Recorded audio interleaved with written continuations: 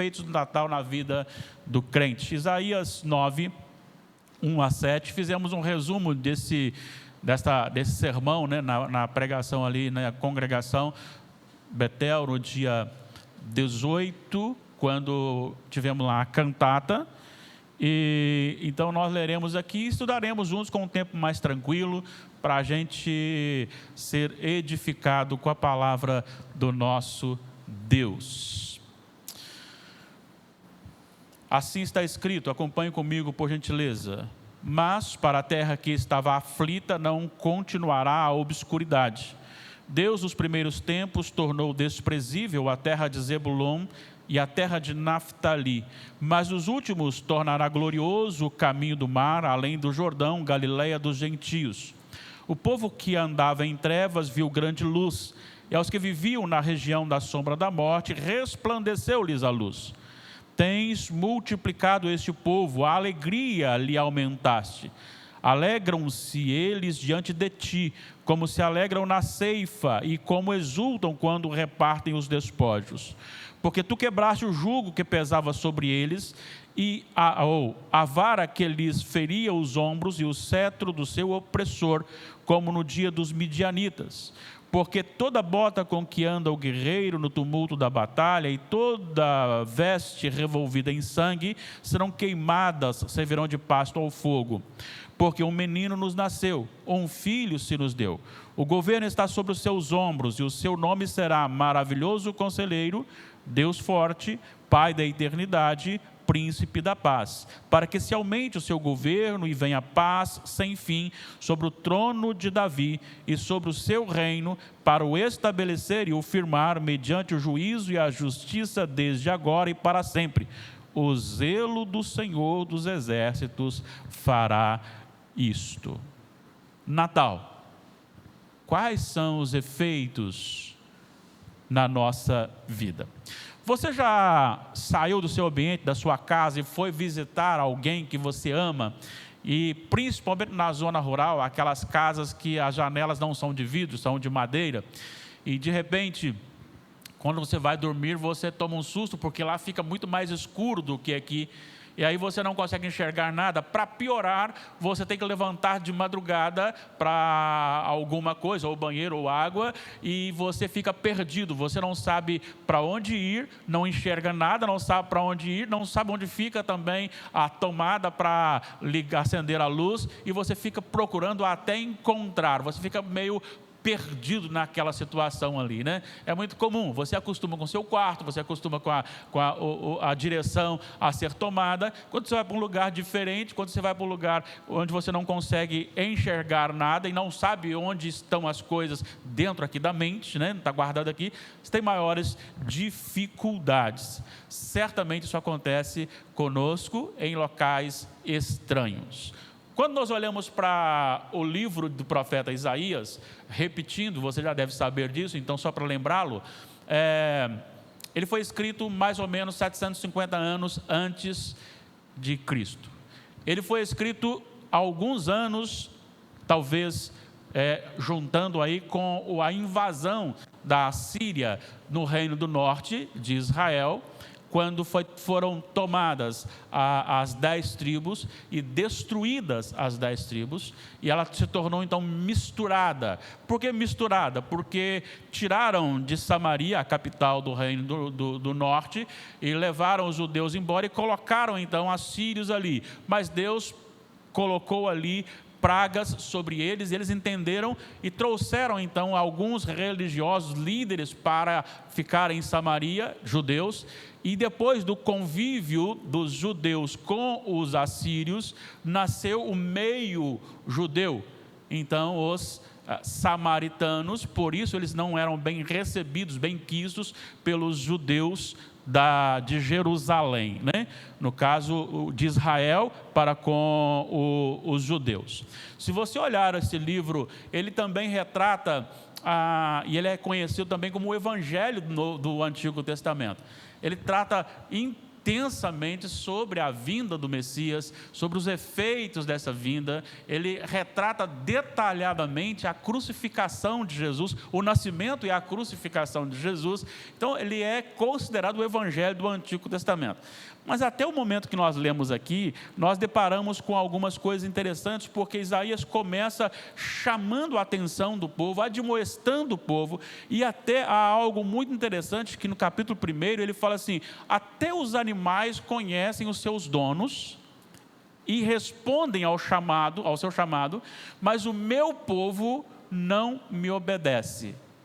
Ele também acusa a religiosidade deste povo, em que oferecia sacrifício, ia para o culto, mas que na verdade esse povo estava distante de Deus, honrava apenas com os lábios, mas a vida era diferente. E juntamente com isso ele anunciava julgamentos, mas juntamente com os julgamentos ele anunciava também a promessa do Emanuel, do Deus conosco, a partir do capítulo 7.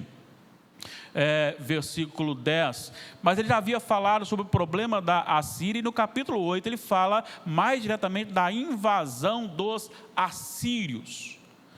E por que eu estou contextualizando isso? Porque quando você encontra o primeiro versículo, mas para a terra que estava aflita não continuará a obscuridade. Deus nos primeiros dias tornou desprezível a terra de Zebulon e a terra de Naftali, mas nos últimos tornará glorioso o caminho do mar, além do Jordão, Galileia dos gentios. Quando você olha isso aqui, você precisa entender por que está falando dessa terra na obscuridade e citando essas duas cidades. Porque essas cidades, elas ficavam ao norte e elas faziam fronteira com a Assíria. Então elas foram as primeiras a serem invadidas pela Assíria e foram grandemente machucadas, não só no momento de tomada, mas até antes disso, quando já chegavam e começavam as batalhas, estas cidades foram profundamente machucadas diante da invasão dos assírios, principalmente consumando então em 722 a.C.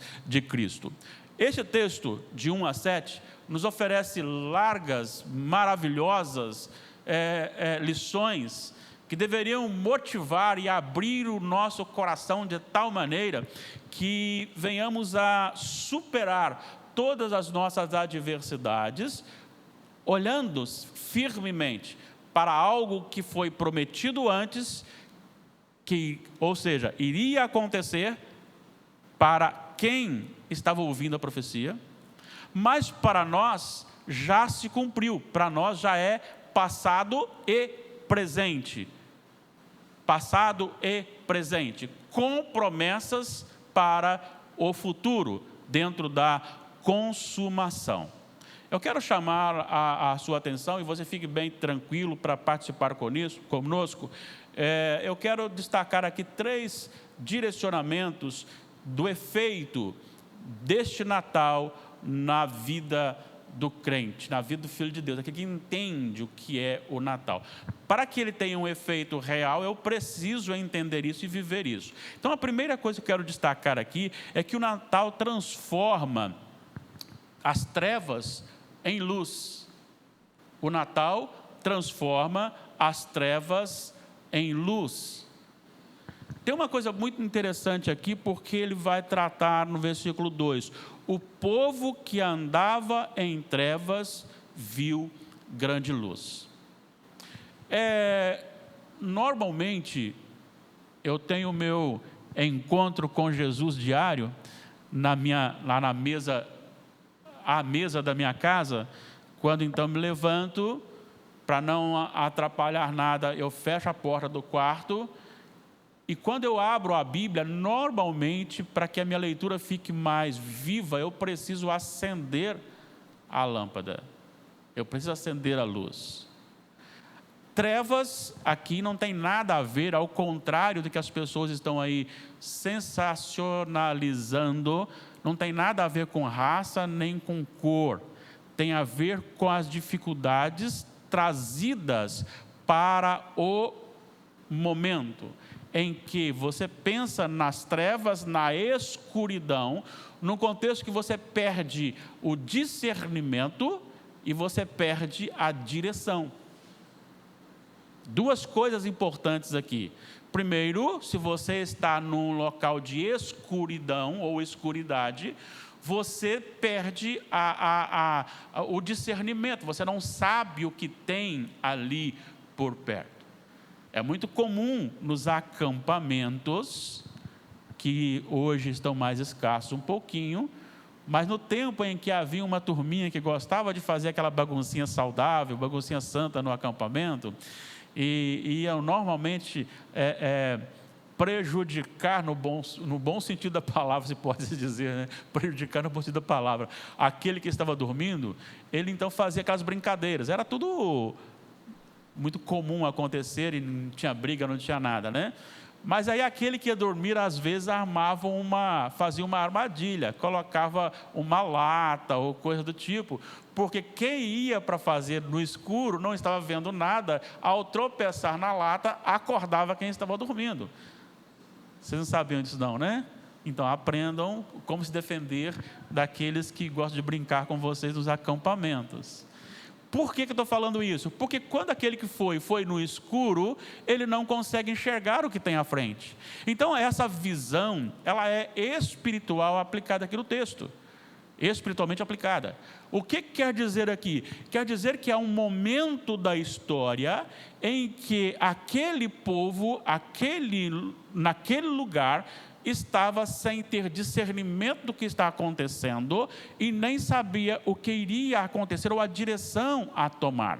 Então, por isso ele diz, o povo que estava na obscuridade não continuará na obscuridade, porque ele andava em trevas. E é até interessante porque essa tradução capta bem o sentido de andava, porque não é simplesmente andou, não é simplesmente andaram, mas andavam significa um tempo maior, um tempo bem distante. Veja bem, há 700 e poucos anos nessas trevas, porque aqui está falando do nascimento do Messias, de Jesus.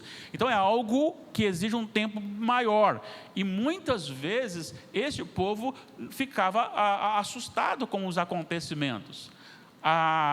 O inimigo invadindo, o inimigo tendo sucesso, o inimigo entrando, o inimigo tomando, e aí você perde a noção. Por isso, então, ele trata dessa questão da obscuridade, ou então a questão das trevas. E aí ele diz que Jesus veio para alumiar, para abrir, para mostrar, e dentro deste clarear, ele agora aponta a situação e ele mostra a situação. E eu quero dizer de uma forma bem clara, em dois sentidos também. Primeiro, quando Jesus vem, ele clareia a mente daqueles que ali estão, pelo fato da fidelidade de Deus. Deus havia prometido. Embora o tempo demorasse muito, passando o tempo, mas quando nasce Jesus, é a confirmação da fidelidade de Deus e do domínio de Deus sobre a história. Este Deus que tem todos os detalhes da história na sua mão, e que nada surge nem antes e nem depois da sua determinação. Tudo vai acontecer no exato momento da sua determinação. Isso tranquiliza o coração daqueles que lá estavam. E a gente pode dar uma visitinha, fazer uma visitinha em Lucas, no capítulo 2,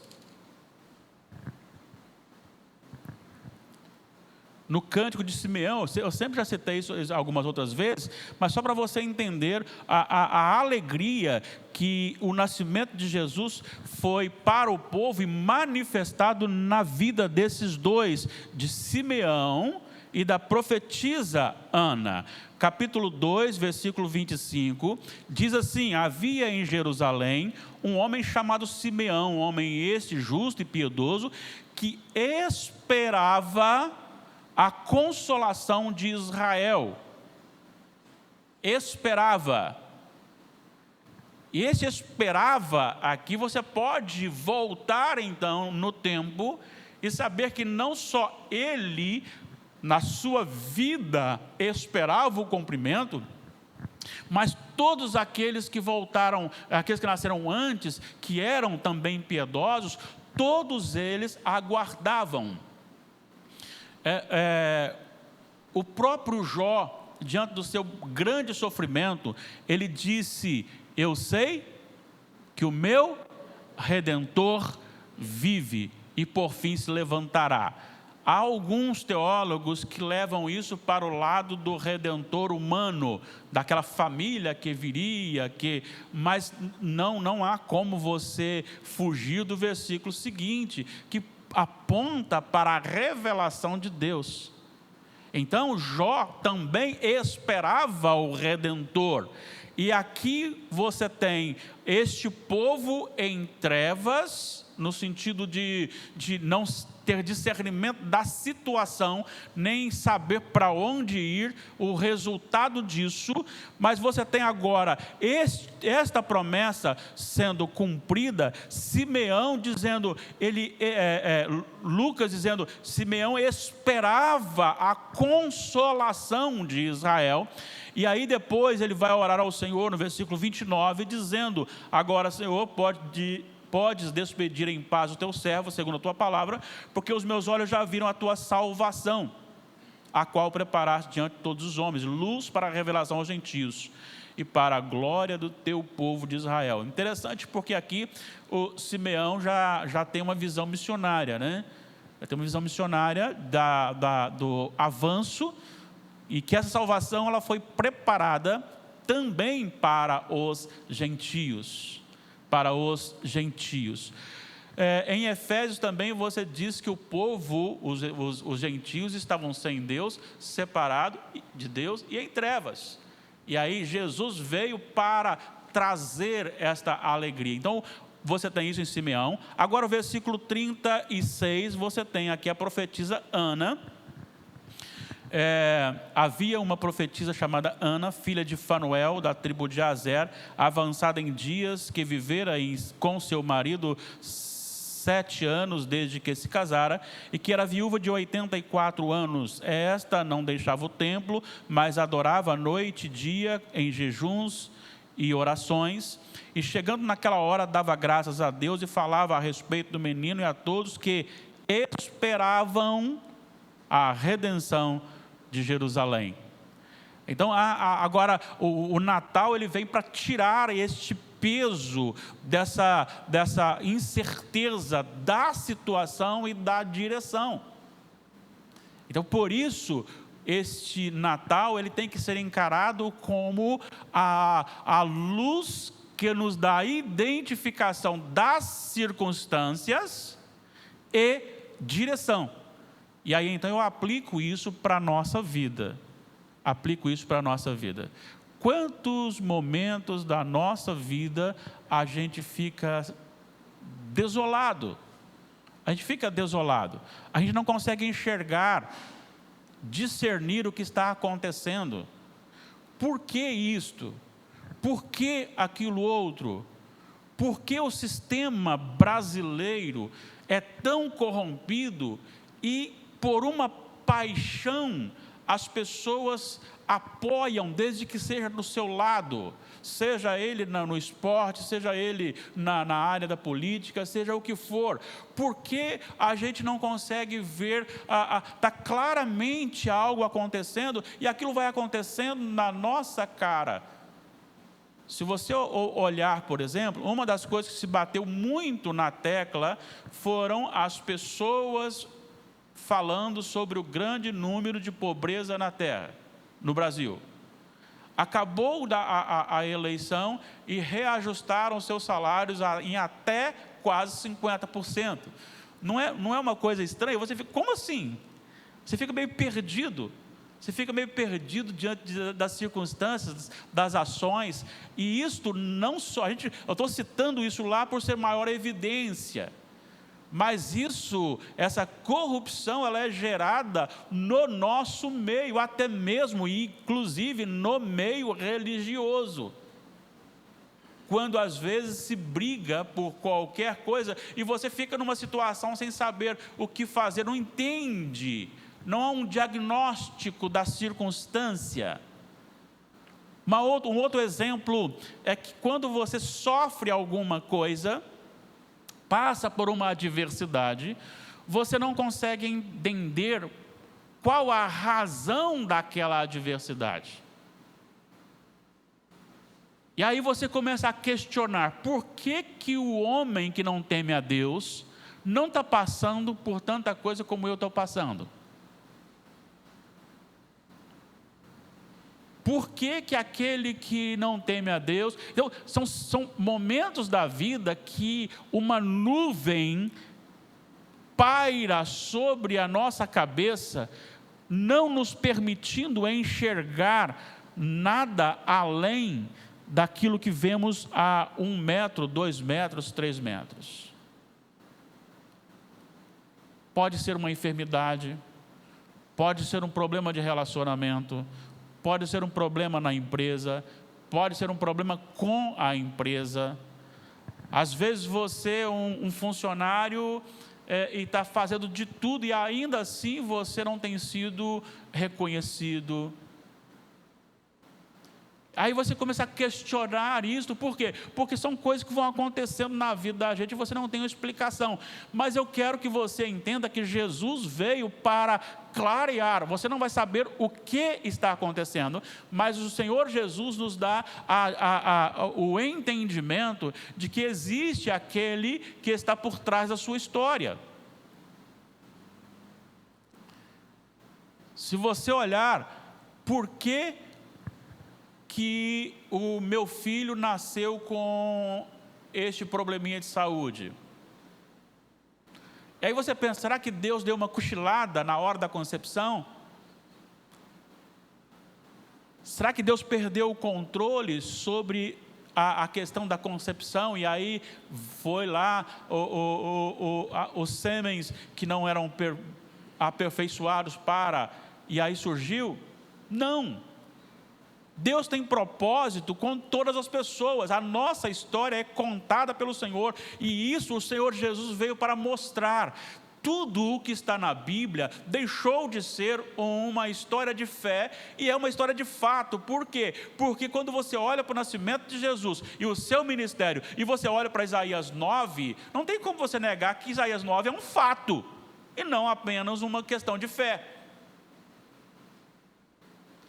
Então, o efeito do Natal na nossa vida deve ser, antes de qualquer coisa, saber lidar com as circunstâncias, saber lidar com a situação. Claro que vai doer, claro que você vai ficar confuso em alguns momentos, mas você será lembrado que, assim como o Senhor Jesus nasceu, e aí então, Gálatas 4, eu acho que versículo 4, diz assim: na plenitude do tempo. Na plenitude do tempo. O que significa isso, Juan? Significa que não foi nem um segundo antes e nem um segundo depois. Nem um segundo antes, nem um segundo depois. Por isso, Jesus transforma essas trevas em luz, porque Ele nos dá uma visão das circunstâncias que tem um fim proveitoso, que é a glória de Deus e o bem-estar do povo de Deus. Mas também aponta a direção de saber que se cumpriu o que foi prometido lá no Jardim do Éden, tudo que está aqui se cumprirá com o descanso eterno. Ok? Quer falar alguma coisa sobre esse primeiro ponto? Já andou muito à noite na estrada de chão aí, e quer compartilhar, fica à vontade. Segunda lição é que o Natal transforma a opressão em liberdade, mesmo estando oprimido. Vamos explicar. Vamos voltar então para o capítulo 9. Olha só o que ele diz, agora no versículo 3. Tens multiplicado este povo, a alegria lhe aumentaste, alegram-se eles diante de ti, como se alegram na ceifa, como exultam quando repartem o despojo. Porque quebraste o jugo que pesava sobre eles, a vara que lhes feria os ombros e o cetro do seu opressor, como no dia dos midianitas. E aí ele cita aqui os midianitas, lembrando de Gideão, e aí ele faz um relato da Assíria, aquele peso que estava apontando agora para algo que viria como libertador. E eis aqui uma dificuldade de entendimento dessa afirmação. Porque esta promessa era justamente do governo que libertaria o povo do jugo. Qual foi a decepção dos seguidores de Jesus quando na entrada de Jerusalém, tirando lá, jogando palmas e mantos e dizendo Hosana ao que vem em nome do Senhor, eles esperavam que Jesus entrasse em Jerusalém, tomasse o trono e governasse. Quem sabe Judas ficaria de fora e teria 11 ministros do Supremo Tribunal Federal de Jerusalém, os apóstolos. Claro, eu estou fazendo aqui uma brincadeira séria, que é verdade, eles queriam isso. Inclusive, a pergunta que os apóstolos fazem a Jesus, antes dele ser assunto ao céu, em Atos capítulo 1, ele diz assim, quando será? Ou seja, estamos agora, não foi lá, então espero que seja breve. Espero que seja breve. Então, há uma confusão de interpretação, porque eles estão pensando simplesmente no Israel, nação, embora Deus dê pontos de esclarecimento do que faria com o Natal, quando levantou Judá, descendo para a Babilônia, levantou Ciro para a libertação, para manter o povo na linha e voltando para o seu território. No entanto, aqui está dizendo de opressão, está dizendo de libertação, e aqui está dizendo com respeito à eternidade. Porque assim como ele começa lá em cima, dizendo a respeito de aflição, primeiro versículo, mas para a terra que estava aflita, ele fala no versículo 7, que é o último versículo que nós lemos, para que se aumente o seu governo e venha paz sem fim. Venha paz sem fim.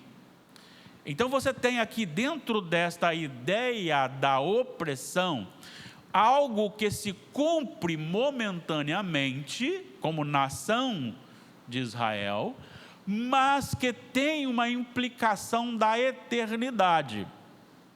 E para isso eu preciso lembrá-lo a respeito de um livro pequeno, uma pequena carta escrita a um amigo, servo, irmão de Paulo, chamado Filemon.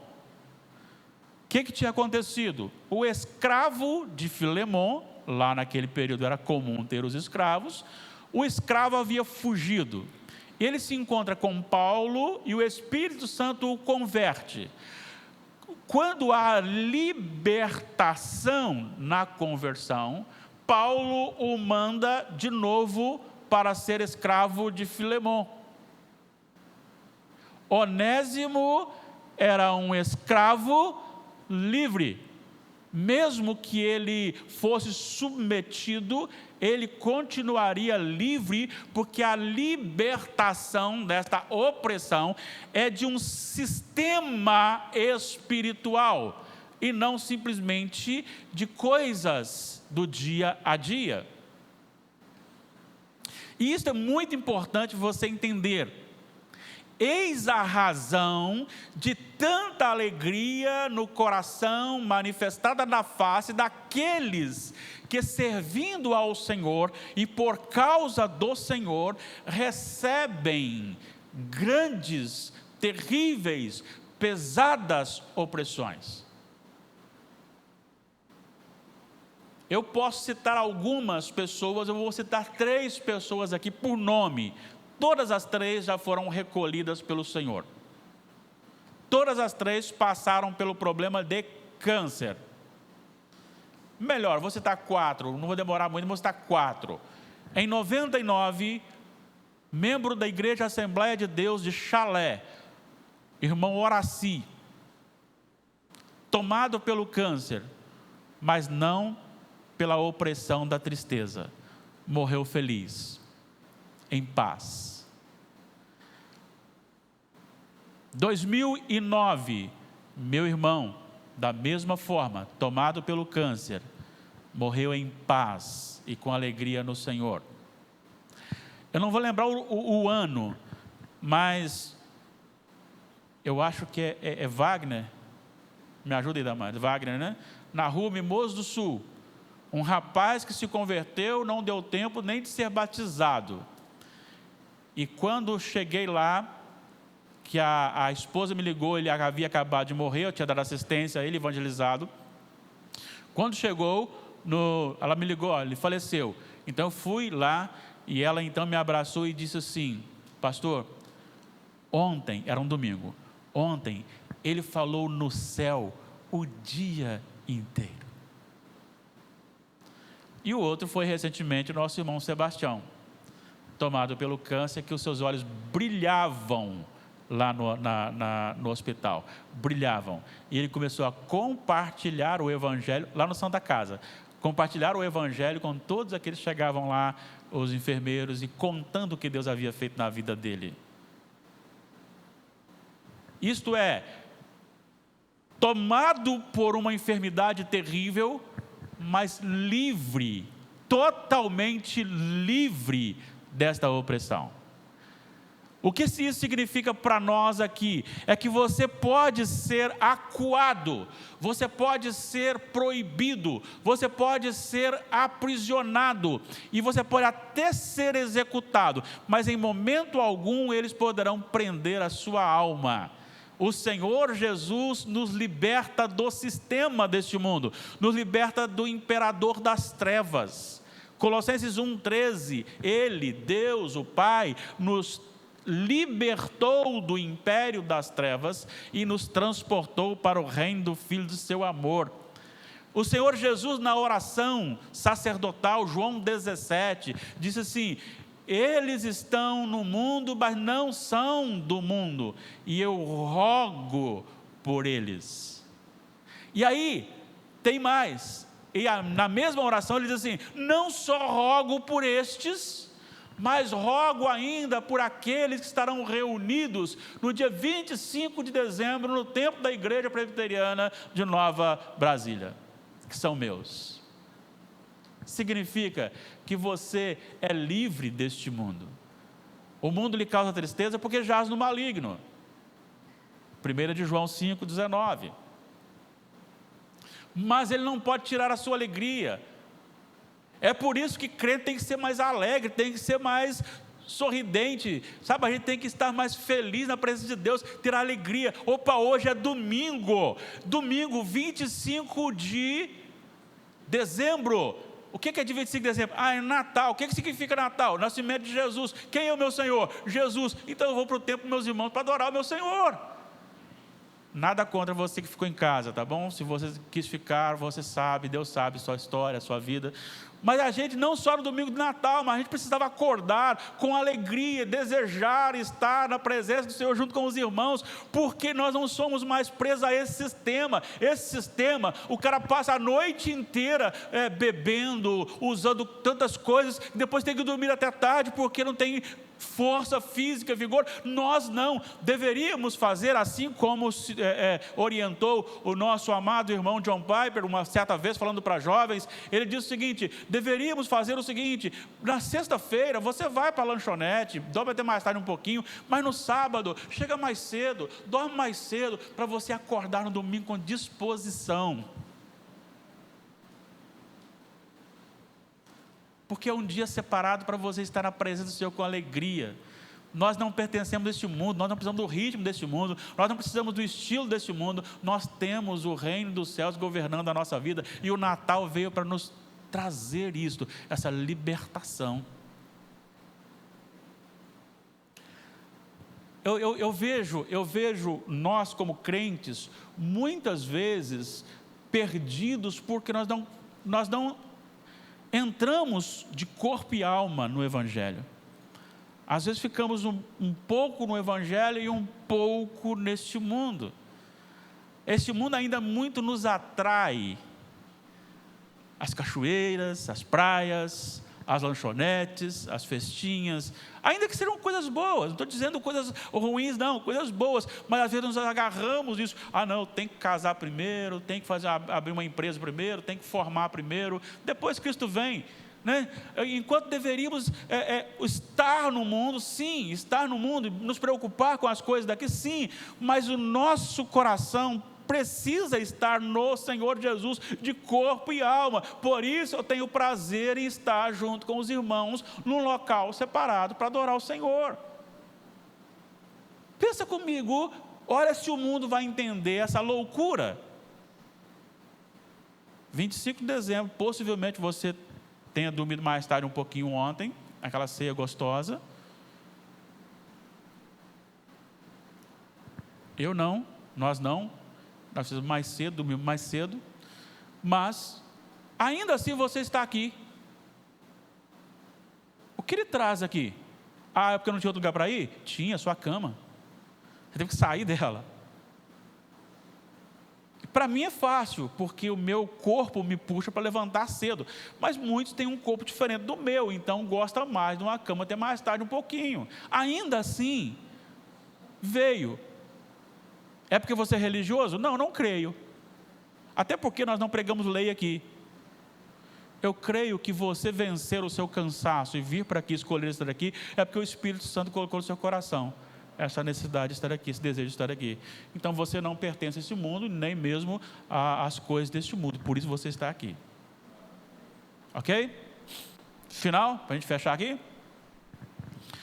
Então nós vimos, o Natal transforma as trevas em luz, o Natal transforma a opressão em liberdade, e aí nós falamos mesmo estando preso ou oprimido, nós somos livres. E para finalizar, o Natal transforma o luto em alegria. O luto em alegria. Aqui ele está falando de guerra e de morte. Olha só, versículo 3, tens multiplicado este povo, a alegria lhe aumentasse. E aí ele compara aqui a alegria de uma grande colheita, no momento em que você está colhendo os despojos de uma guerra vencida. Então a alegria que Deus coloca no coração do crente é a alegria comparada à alegria ao extremo de um término de uma batalha. A colheita é quando você chegou no final, e eu sei bem disso. O café, ele demora um ano, é uma vez por ano. E sendo uma vez por ano, dá muito trabalho na colheita, e você tem que trabalhar muito na colheita, também antes, mas na colheita principalmente. E quando você chega no final, que você terminou a colheita, principalmente, e aqui dizendo, colheita farta, você encerrou aquela colheita, dá uma sensação de alegria, porque você colheu muito e já colheu.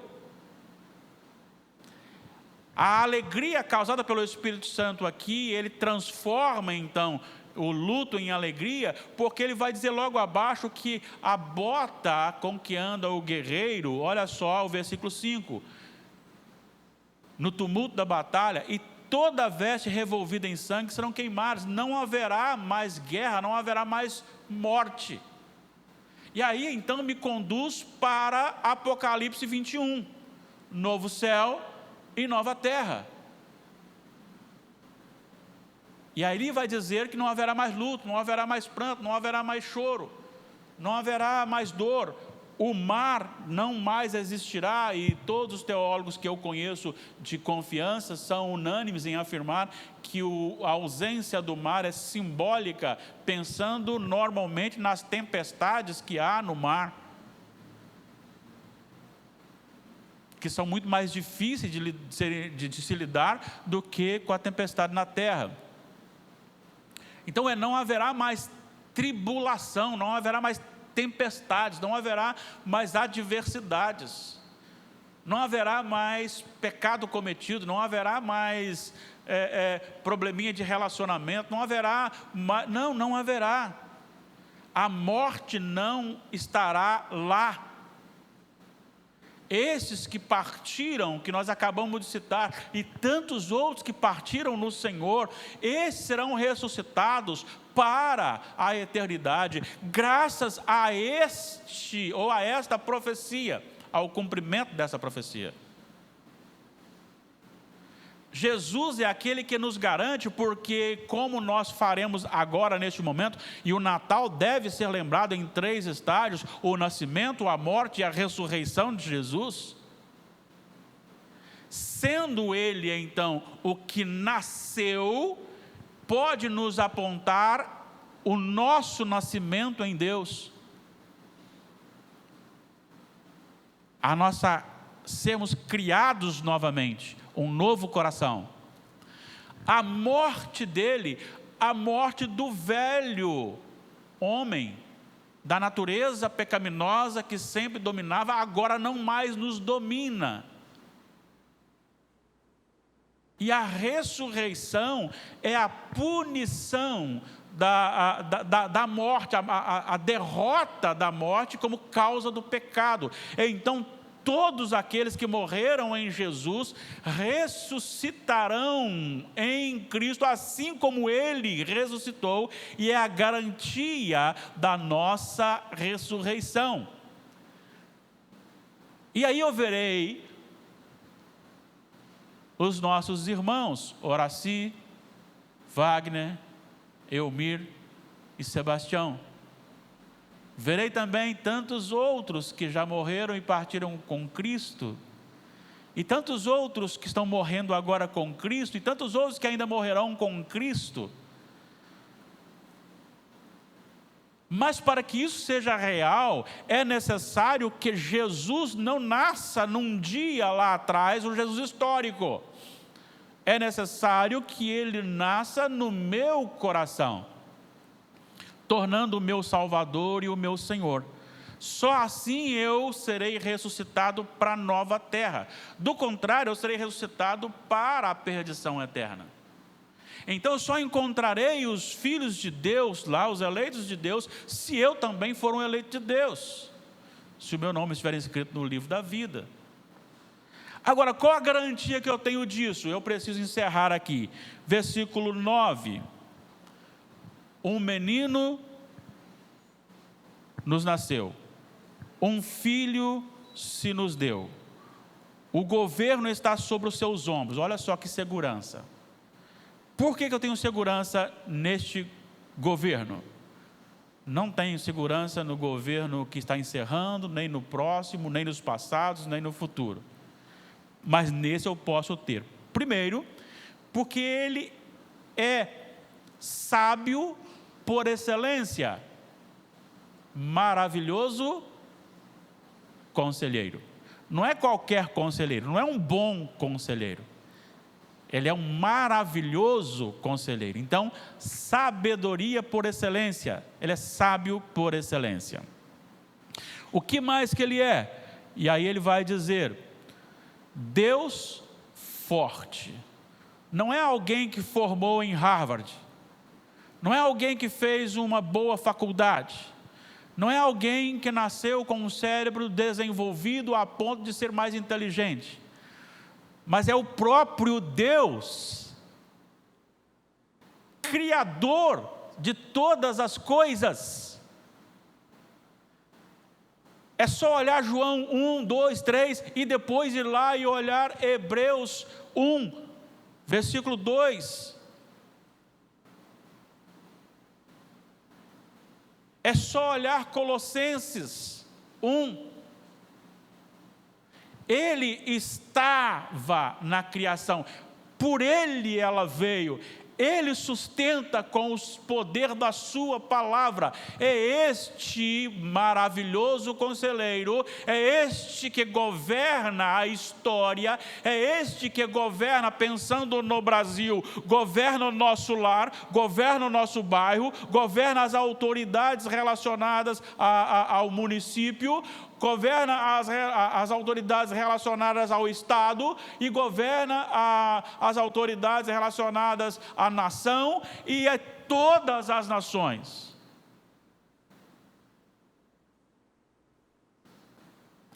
Conosco você tem autoridades que mandam e desmandam. Ainda que nos refiramos ao Supremo Tribunal Federal, que tem a autoridade constitucional e às vezes até com certo abuso fora dela,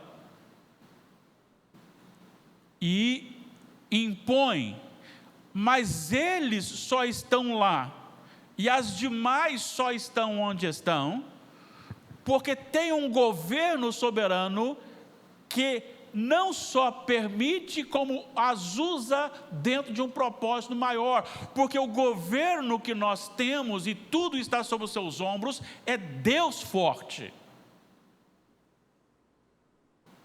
Deus forte. Não é um homem sábio, simplesmente. É um homem com a sabedoria por excelência, mas que também é um Deus forte.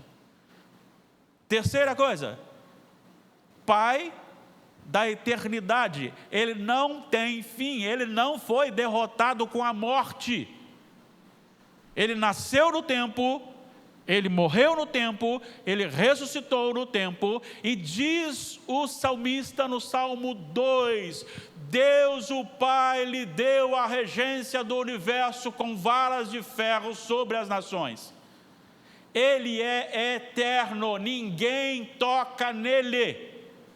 Lembra de Pilatos? Eu tenho autoridade sobre você. Ele falou assim, você só tem porque meu pai deu. Simples assim. E outra coisa, em outro momento ele diz assim, eu dou a minha vida e eu a tomo. João 10. Sabe, isso é espetacular. É espetacular, ele é poderoso dentro da sua eternidade, ninguém pode pará-lo ou matá-lo, ele não deixa de existir, na verdade ele não tem princípio, nem meio, nem fim, ele é Deus forte, e ele é eterno como Pai, como autoridade eterna. E para encerrar, ele é o príncipe da paz. Primeiro, aquele que traz paz. E essa paz que ele traz não é a ausência das adversidades aqui neste mundo, na história, mas é aquele que traz paz nas adversidades. E ele é a autoridade sobre a paz, ele é o príncipe da paz. Olha a comparação contrária, só para você ver sobre a questão de autoridade, de Efésios 2, quando Paulo está falando sobre o pecado, versículo 2, Efésios 2, nos quais andastes outrora, segundo o curso deste mundo, segundo o príncipe da potestade do ar. Ele está dizendo que, assim como depois João fala lá em 1 João 5,19, o mundo jaz no maligno. Como Paulo falou aos Colossenses, o imperador das trevas, do império das trevas. Então ele é uma autoridade que Deus deixou ser uma autoridade, colocou como autoridade dentro das trevas, dentro do propósito da história da humanidade. Então é uma autoridade. Só que Jesus não é da potestade do ar, ele é o príncipe, ele é a autoridade da paz. E é ele que disse: deixo-vos a paz, a minha paz vos dou, não vô-la dou como o mundo a dá. Não fiquem assustados nem com medo.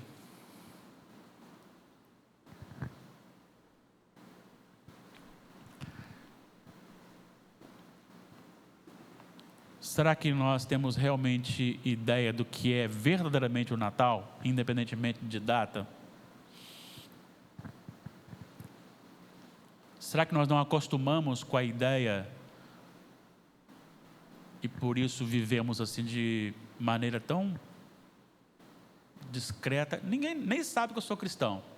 Eu sou um crente tão apagado que nem sabem que eu sou cristão. Por quê? Porque eu falo a mesma língua que todo mundo. Eu faço as mesmas coisas que os outros fazem, eu desejo para o meu corpo as mesmas coisas que o mundo deseja. Eu quero viver nesse mundo, não quero ir embora daqui porque aqui é muito bom. É claro que eu não vou buscar a minha morte. Mas o apóstolo Paulo falou uma coisa, que esse sentimento deveria estar no coração de todo crente. Para mim o viver é Cristo e o morrer é lucro. Eu desejo morrer e estar com Cristo, que é incomparavelmente melhor. No entanto, se Deus quer que eu fique aqui, para que o decreto, a obra dele continue em mim, que isso seja e assim eu viva. Mas nós estamos aqui numa caminhada. É por isso que quando morre alguém que está no Senhor, a gente chora, a gente sente falta, a gente tem até quedas na nossa emoção, lógico. Mas saber, primeiro, nós não perdemos aquela pessoa, nós sabemos onde ela está. Segunda coisa, pela graça de Deus, e só pela graça de Deus, eu a reencontrarei lá na nova terra e no novo céu. Como será? Não, aí já é outra coisa, a Bíblia não fala como será. Mas eu sei que eu verei meu irmão lá. Verei. Isto é Natal. Isto é Natal. Que o Senhor trabalhe o nosso coração de tal maneira que a palavra dele no nosso coração nesta manhã nos motive a voltar à noite e a incendiar o coração daqueles outros irmãos a virem também para a noite. Hoje nós teremos aqui o que foi a abertura da cantata, né? Uma cantata que foi a abertura da cantata. Então a nossa liturgia será cantada e logo depois nós pregaremos a palavra do Senhor. Que você possa colocar no seu coração o desejo de estar presente para adorar o Senhor, mas não só aqui no domingo, não só aqui na quarta, não só aqui na sexta, não só no templo, mas na sua casa, no seu serviço, por onde você andar. Que você adore o Senhor com tudo que você tem, com tudo que você é. Deus abençoe a todos.